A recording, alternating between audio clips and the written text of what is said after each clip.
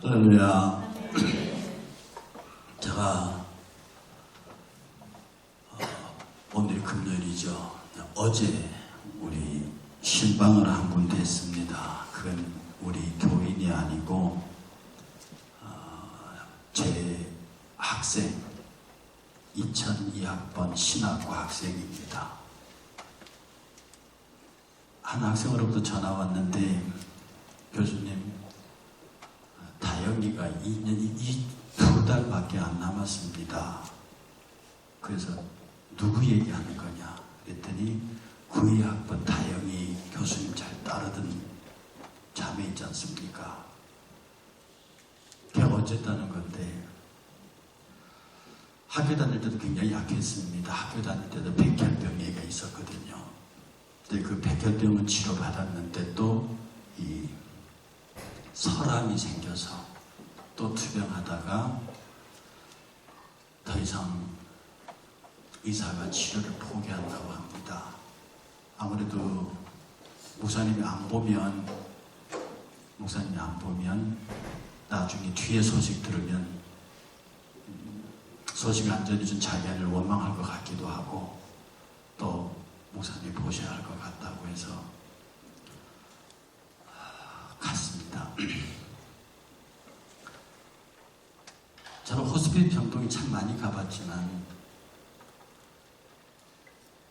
나이가 고작 38이에요. 시집도 안 간 처녀아이. 그런데 사람 때문에 한쪽 눈이 이렇게 부어있고요.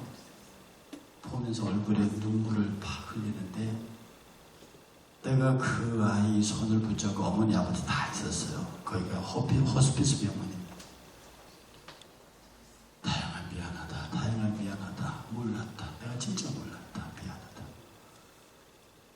처음부터 계속 끝까지 나온 소리가 미안하다.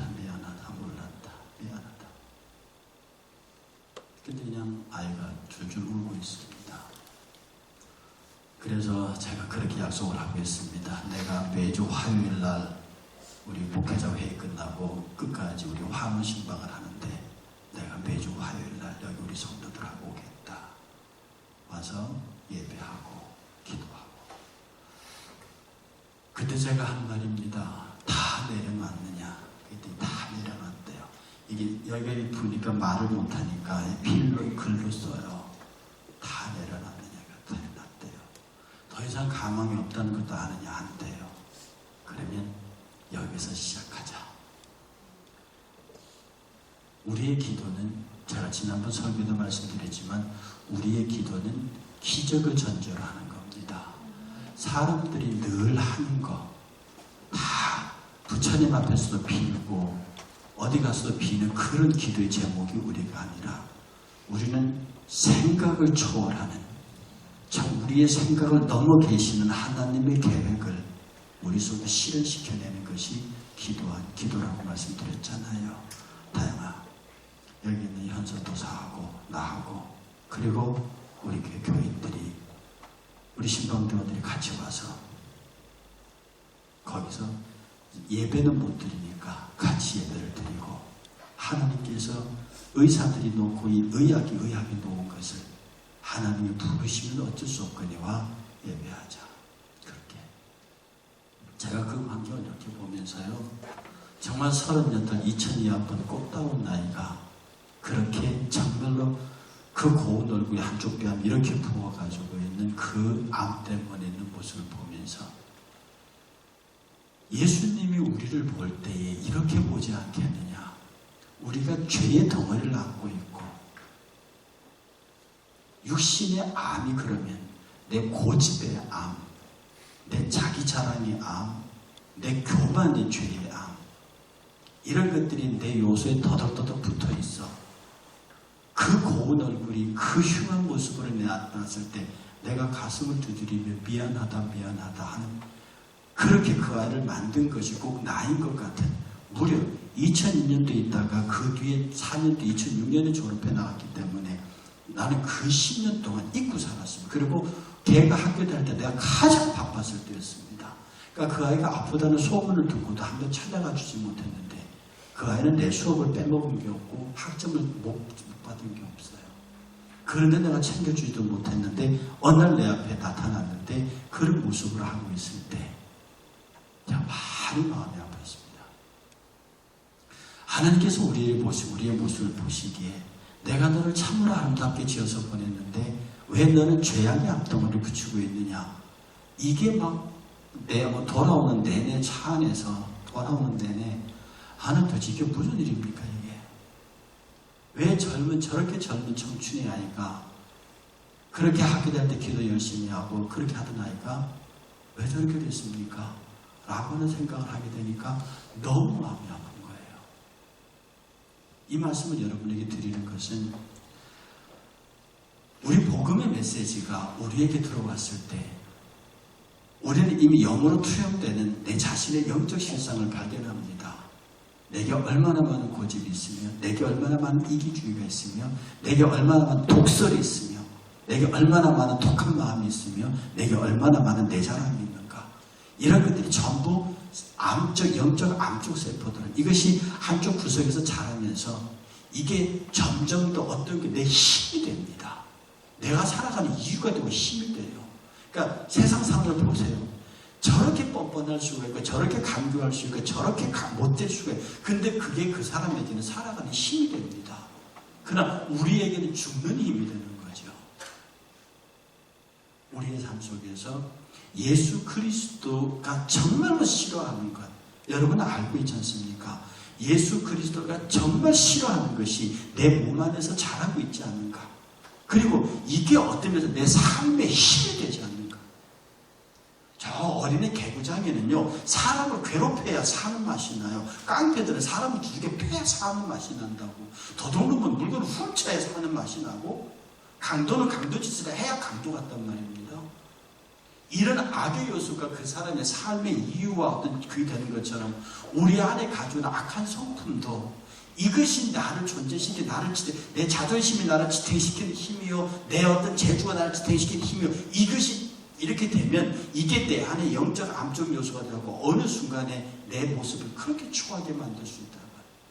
그러니 내 육체는 멀쩡하나 하나님 앞에 영의 거울에 비추면 내가 얼마나 추한지를 발견할 수 있다는 데서 내가 그 아이를 만나고 온 이후로 지금까지 마음이 심히 답답하고 괴롭습니다. 내가 그 아이를 위해서 해줄 수 있는 것이 아무것도 없고 그를 위해서 기도할 수 있다는 것밖에 거의 10년이 지난 세월에 이후에 만났을 때 옛날에 그 아이 모습과 지금 이 모습을 비교할 수 없어요. 맞출 수가 없을 정도로 망가진 그 모습을 보면서 하나님 내 영혼이 저렇게 변하지 않았습니까?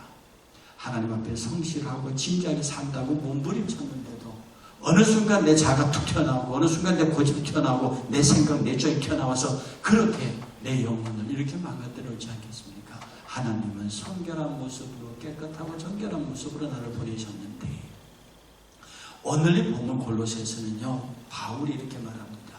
우리를 위해서 나를 위해서 기도하는 건데 하나님이 전도할 문을 우리에게 열어주사 그리스도의 비밀을 말하게 하시기를 구하느라 내가 이것에 인하여 매인 바 되었다. 이것에 인하여 감옥을 가고 이것에 인해서 포승줄에 매이고 이것으로 인해서 사람들에게 침뱉음 받고 망언에 하나 감하고 이것에 오로지 매여 사도 바울이 매여 있는 것은 딱 하나뿐입니다. 사도 바울이 매여 있는 것은 복음입니다. 사도 바울이 매여 있는 것은 예수 그리스도입니다. 사도 바울이 이것 이외에 자기에게 붙어있는 모든 자랑들은 전부 다 지금 방금 말씀드린 암덩어리라는 거죠. 사도 바울은 이것을 제거하기 위해서 몸부림쳤던 사람입니다. 정말 사도 바울은 아시는 대로 자랑할 게 많은 사람이에요. 사도 바울은 정말 내세울 게 많은 사람입니다. 사도 바울은 보편 일반인 사람 경쟁에서 항상 위에 있었던 당연히 위에 있을 사람입니다. 그런데 그는 스스로 자기를 표현하기를 나는 만물의 찌개같이 되었다는 겁니다. 우리가 누구의 마음을 아프게 했을 때 여러분 물어본 적이 있습니까? 교회 안에서 누구의 마음을 아프게 했을 때 집에 가서 홀로 물어보세요. 잘잘못을 따지지 말고 잘잘못을 따지는 순간에 재판이 필요하고 판결이 필요한데 그거 다 떠나서 내가 100번 잘했는데 나 때문에 상대가 울었습니다. 아픕니다. 그러면 집에 가서 여러분이 잘잘못을 떠나서 내가 그의 마음을 아프게 했다는 데서 가슴을 두들겨 본 적이 있습니까? 내가 정말 잘했음에도 불구하고 내가 바른 말을 했음에도 불구하고 그 말을 들은 형제가 자매가 아파서 힘들어하는 부분을 보고 집에 가서 홀로 주 앞에 섰을 때 여러분은 가슴을 두들겨 본 적이 있습니까? 복음을 갖고 있는 사람은 내가 가지고 있는 복음이 전파되기를 위하여 매이는 거예요. 이 복음이 전파되기를, 사도 바울이 내가 이렇게 매인 것이 복음 전파되기 때문에 그렇다. 그러므로 이 복음이 전파되는 것은 당장 예수 믿으라 이 말뿐만 아닙니다. 예수님 닮게 살자, 예수님처럼 살자, 예수님을 본받자, 이 삶을 내가 보여줘야 되는데 과연 이런 현장에서 예수님이라면 어떻게 했겠느냐? 그 앞에 서 있습니다. 가늠하다 잡힌 현장에 여인이 있습니다. 그럼 예수님 돌로 치장해야 되죠. 그게 100번 옳은 말이고 그 100번 당연한 말입니다. 그런데 아무도 그 애를 못 치게 하고 나도 너를 정죄하지 않으니 다시는 가서 죄범하지 말라라고 이렇게 문제를 해결하십니다. 우리는 여기 사도 바울이 말하는 복음 전도할 문을 우리에게 열어주사 이 말을 많은 사람들이 산 넘고 물 건너가서 예수를 구세주라고 전한 단순한 이 복음으로 이해하는데, 이 복음 전파는요, 사람들이 그 복음 전하는 사람의 모습 딱 보고 저 예수는 믿어야겠구나, 이게 복음 전파입니다. 그 오죽해서 주님 말씀하시기를 사도 바리새인들이 말하는 그들의 말은 듣고 그들의 행실을 배우지 말아라, 이렇게까지 말했겠습니다. 그러니까 복음 전파의 제1성은 내가 지금 말하고 전하는 예수 그리스도가, 이 예수 그리스도를 말로 받는 그 사람이 그런 예수라면 내가 믿겠다고 말하는 내 삶이 그들에게 먼저 전달돼야 한다는 겁니다. 저는 학교에 있을 때도 우리 신학생들이 성경가대 가서 성경 가르치려고 하지 마. 성경은 내가 깨달은 것을 가르치겠다는 열정이 다 있습니다. 그 손도 받지 않습니다. 그렇게 해보면 그 사람들이 변할 것 같죠. 제 오랜 경험에 정말 잘 가르치고 정말 잘했는데도 실제로 성장하는데도 일이 부딪히면 그 사람들은 그 아이들은 흩어지는 걸 내가 봤다. 그 교인들이 흩어지는 걸 봤습니다. 왜냐하면 먼저 그 성경 공부하기 이전에 이 나로부터 성경 말씀을 듣는 사람들의 상태가 나와 영적 커뮤니케이션이 이루어지지 않으면 안 돼. 아예 대중 집회라면 몰라도 교회 안에서 이렇게 여러분들이 앞에 제 설교를 들으면서 당신 설교 들을 생각 없어. 당신 담임 목사니까 내가 설교 듣는 거지. 내가 당신 설교. 이렇게 여러분들이 당신 그 따위로 살면서 그 설교하고 있어. 이렇게 생각이 들면 못하는 겁니다. 아무리 여기서 천사의 소리를 한다 할지라도 여러분의 귀에 들리지 않는다고요. 그러니 이 단에서 제가 여러분에게 설교하는 것 이전에 여러분으로부터 내 행실이 인정받는 것이 먼저라고요. 그러므로 저는 말 한마디에 걱정할 수밖에 없는 거고, 내가 여러분 한번 본 눈빛에, 내가 보낸 눈빛에 그 염려할 수밖에 없는, 저 원래 이렇게 소심한 사람 아닙니다. 저하고 평생 사는 집사람이 나처럼 대책 없고 무대포로 사는 사람이 없다고 말해요. 근데 교회 오면 나는 여러분의 눈빛 하나, 말 한마디에 내가 여러분이 보낸 눈빛이나 여러분의 말에 보다도 내가 보낸 눈빛과 내가 받는 말에 나는 신경이 쓰입니다. 이 말을 어떻게 받았을까? 내 눈빛에 상처를 받지 않았을까? 제가 말했죠. 이 눈총이 제일 아픈 총입니다. 눈총 맞으면 골치 아파요. 그냥 총에 맞으면 죽어버리는데 눈총 맞으면 딱 째려온 눈총 맞으면 놀래잖아요. 딱 눈총 맞으면 이게 오래 갑니다. 그 감정으로 남기 때문에 오래 남아요. 그러니 설교자가 설교에 준하는 삶을 인정받지 못하게 못 전하는. 그러니까 사도 바울이 뭐야? 사도 바울은 시원히 말하기를 나를 본받으라. 나는 그게 사도 바울이 너무 부럽습니다. 나는 감히 좀 여러분 앞에 저를 본받아서 이렇게 말을 못합니다. 내 생각해도 나는 그렇게 할 만하지를 못해요. 그 나도 사도 바울처럼 자신 있게 나를 본받는 사람 되시오, 이렇게 말할 수 있기를 위해서 무던히 노력하는데 저는 아무리 생각해도 죽을 때까지 그런 말은 못할 것 같습니다. 우리가 예수 그리스도를 전하고 선교하고 전파하는 그 삶의 제1번이 뭐냐면 저 목사님, 저 전도사님, 저 선교사님, 저분의 이야기를 저분이 저 정도라고 하면 그가 말하는 것은 내가 받을 수 있다. 이것이 사도 바울이 복음 전도의 문을 우리에게 열어달라는 거예요. 이게 문입니다. 문이 열려야 예수를 전할 것 아닙니까? 여러분의 마음에 문이 열려야 제가 전하는 말씀이 들어갈 거 아닙니까? 상대의 문이 열려야, 내가 문 밖에 서서 문을 두드려 누군지 문을 열어야 그 안에 들어가서 잔치상을 배설할 것 아닙니까? 그러면 우리가 이 놀라운 기적의 복음을 믿으면 그 기적의 복음을 믿고 기도하면 기적이 일어나는 법인데, 과연 그 일을 위하여 우리의 복음의 문이 열려 있는지요? 지금 사도 바울이 이 기도 속에는 끝없이 계속 복음을 전할 수 있는 길을 열어달라는 말입니다. 오늘 우리에게 이 말씀은 끝없이 우리가 말하는 예수 그리스도가 우리 여러분 형제 자매들의 가슴 속에 지속하여 예수답게 살자, 예수처럼 살자라고 하는 생각이 그대로 전달돼서 그대로 나타나기를 원하는 그런 모습이라는 겁니다. 여러분, 연대의 정신적인 지휘자 백낙준 박사가 알 겁니다. 총장도 하셨고 정말로 연대에서 이 첫선 꼽으면 그 백낙준 총장이 꼽히는데요. 이분이 그 무당 아들입니다. 북한에서 무당 아들을 하시는데요. 얼마나 무당짓을 잘했는지 돈을 많이 벌었답니다. 그리고 그의 첩이 서너 명이 있었대요. 그러니까 잘 나가는 무당에다가 돈까지 그러니까 잘 맞히니까 돈을 많이 받은 거죠. 그래서 첩까지 주면서 떵떵거리면서 하는데 어느 날 누가 지나가면서 야, 이 사기꾼아, 네가 사람들을 속여서 돈을 벌고 네가 그렇게 해서 부귀 영화를 누리고 있는데 넌 맨날 사기치다가 죽어서 네 자손들이 어떻게 될 거지 걱정도 안 되냐고, 네가 그렇게 온전히 죽을 수 있을 것 같느냐고, 너 빨리 회개하고 예수 믿어라, 그렇게 하면서 누가 전도지를 확 던져주고 가더래요. 그러니까 그 뒤에도 어떤 미친놈이냐고 소리를 질렀답니다. 어떤 미친놈이 나한테 그런 얘기하고 간다고. 그런데 그날 저녁부터 잠만 자는데 잠이 안 오더래요.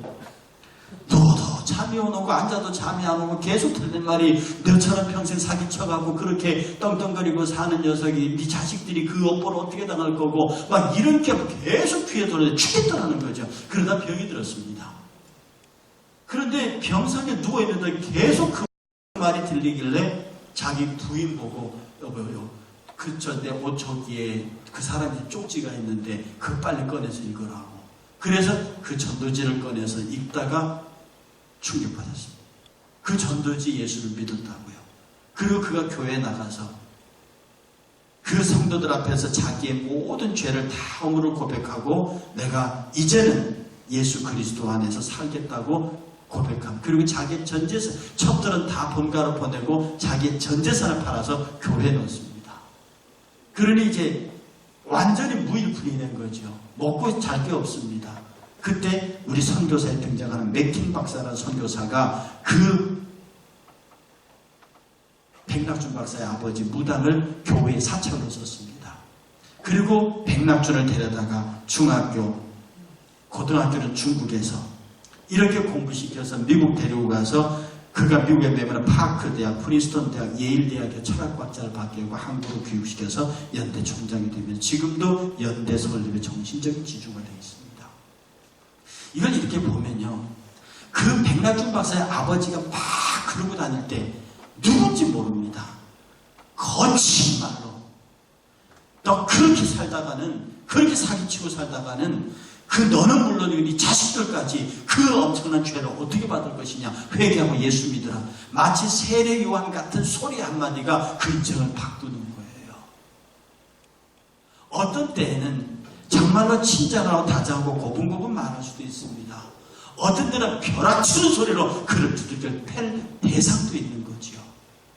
지금 우리가 무슨 얘기를 하냐면 어찌든지 우리의 삶의 모든 경우가 여러분이 어떤 대상을 향해서 이 백낙준 아버지를 통해서 누군가 외친 그 사람처럼 여러분은 역사 속에서 드러나지 않겠지만 어떤 누구 젊은이에게 복음 전해서 그 젊은이가 그 복음에 충격받아서 예수 믿어 이 나라 장차 어떤 인재가 될지 모른다. 그런데 그 청년이 돌이켜 말하기에 누군가 나에게 길에서 전도지를 주면서 너 예수 안 믿으면 죽어, 너 예수 안 믿으면 지옥 가고, 너 예수 안 믿으면, 이런 충격에 그 어떤 아주머니가 나한테 한 그 말이 오늘 나를 만들었습니다. 이 고백을 할 수 있게 하는 것, 여러분, 이게 하나님 앞에 전도의 문을 열고 사는 사람입니다. 아멘. 여러분 스스로 전도의 문이 되셔야 돼요. 그러니 누구를 보더라도 여러분의 표정 속에서, 그러니 성도들의 표정이 정말로 잘 관리된, 일부러 여러분의 표정을 관리하라는 게 아닙니다. 성도들의 표정 자체가 보는 순간 아무 감정 없이 보는데도 그 사람의 얼굴이 편안해야 돼요. 여러분 무심코 옆에 사람 사진 여러분의 스냅에 딱 찍은 거 보세요. 여러분의 표정이 울상이 아닙니까? 여러분의 표정이 화난 모습이 아닙니까? 여러분의 표정이 신경질 나는 모습이 아닙니까? 여러분의 표정이 긴장되어 있는 모습, 평상시의 모습이요.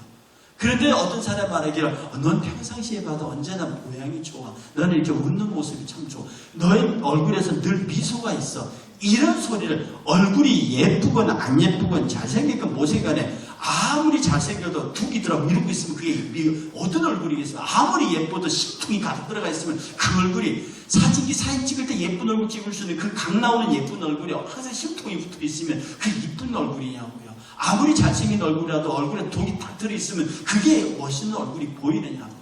옆에서 봐도 앞에서 봐도 언제나 그에게 웃음이 있고 그에게 미소가 있고 그에게 다정함이 있다. 그러면 그 사람으로 그와 교제하기를 원하고 그의 친구가 되기를 원하고 그 마음을 주고 얻으면 거기에 복음이 실려가는 겁니다. 우리가 얼마나 많은 사람들 여러분 복음 밖으로 쫓아냈습니까? 전도는 고사하고 여러분 때문에 얼마나 많은 사람을 전도 밖으로 내보냈는가? 내가 너 같으면 예수 안 믿어. 네가 믿는 예수 안 믿어. 이런 생각을 들게 만든 적은 없는가? 네 표정만 봐도 교회 가고 싶다. 라고 하는 생각이 들게 만들었는지. 그래서 우리가 늘 찬송하고 늘 기도해야 할 것은 늘 찬송하고 기도하는 사람의 마음의 표정이 얼굴 표정이 어두울 수가 없습니다. 찬송하는 사람의 얼굴이 어둡다고요. 기도하는 사람들의 얼굴이 어두워 그럴 수 없습니다. 그래서 어느 집회가 돼 성가 찬양대가 딱 하는 거 찬양대 얼굴 표정을 보고 그 교회의 영적 수준을 한순간 제가 어느 게 초등설교 봤잖아요. 딱 나와서 특송하는 사람 딱 나와서 찬양대 하는 그것만 표정과 소리만 들어도요. 소리만 들어도 거기에 이게 똑같은 찬송인데 실려 나오는 게 있습니다. 그냥 소리만 곡이 나오는 게 아니라 정말로 무엇인가 실려 나오는 게 있어요. 제가 말씀드리기 전에 돌아가신 한경진 목사님 그분이 제가 주일 11시 설교하실 때 제가 잠깐 설교 주일 강단에 거기 가서 예배드린 적이 있었습니다. 제가 맨 앞자리에 앉았거든요. 그분이 그때 영락교회 단위 앞자리부터 한 20m 정도 됐습니다. 그때 그 노인의 나이가 80이었습니다. 그런데 여기서 설교하는데요. 팍팍 하고 내 가슴을 쳐요. 이게 내가 의식에 딱 긴장을 하고 그래도 그분에서 치는데 받는 나도 그렇고 치는 그분도 그렇고 이 피드백이 있습니다. 근데 이런 것이다. 그분은 정말 그분의 말이 빠르지도 않잖아요. 그분의 톤이 높지도 않습니다. 근데 힘을 다해서 메시지가 나오는 거예요. 그때 찬양도 그랬습니다. 그러니 우리가 하나님 앞에 여러분이 하나님 앞에 예배할 때 정말 그 다윗이 막 옷을 찢어 왕의 신분으로 옷을 벗어버리고 그 앞에서 춤을 추면서 그 법궤를 받아들이는 그 광경을 보면 아니 왕도 그렇게 춤을 추는데 도대체 우리는 뭐라서 이런 생각이 든다 이 말입니다. 그래서 정말로 내가 내 자신이 세상 사람들이 그리스도에 들어올 수 있는 전도의 문이 되고 있는지 또 많은 사람들이 어떤 전도의 문이 되어져 있는지를 깊이 생각해야 합니다. 저는 아까 우리 제자의 모습 그 다행의 모습을 보면서 하나님 내 영의 모습이 저렇지 않기를 정말로 기도합니다. 내 영에 깊은 상처덩어리를 안고 한쪽이 내 귀가 망가지고 눈이 망가지고 입이 망가지고 내 코가 망가져 있는 내 오장육부가 망가져 있는 그런 영이 아니고 정말로 머리부터 발끝까지 내 영의 육체가 깨끗해서 내 입에서 나오는 소리가 아름답고 내 입에서 나오는 소리가 아름답고 귀하고 여러분 정말 여러분이 기도하는 사람이고 말씀 가운데 사는 사람이고 찬양하는 사람이면 여러분들이라야 행복해야 합니다. 오유 나는 너로 인하여 행복하다. 나는 널 생각만 해도 좋다. 그럼 나는 너 생각만 해도 진정이가 쳐진다. 어떻게 하시겠습니까?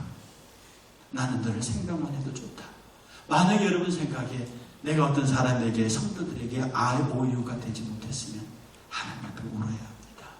내가 그에게 전도의 문이 되지 못하고 내가 그에게 복음의 통로가 되지를 못했구나. 그래서 마침 그 다행하고 얘기를 하고 있는데 호스피스 병동을 도는 찬양 봉사자가 왔어요.